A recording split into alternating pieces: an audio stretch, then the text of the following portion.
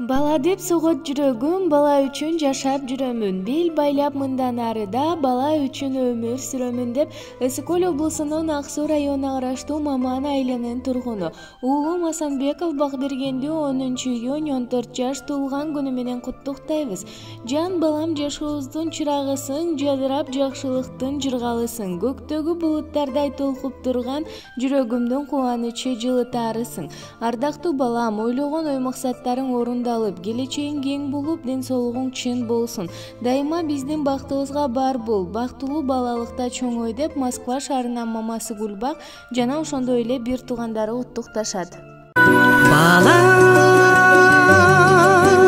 кимдер сүйбөгөн, бапестеп багып күйбөгөн, баласы үчүн жок чыгар башына азап үйбөгөн.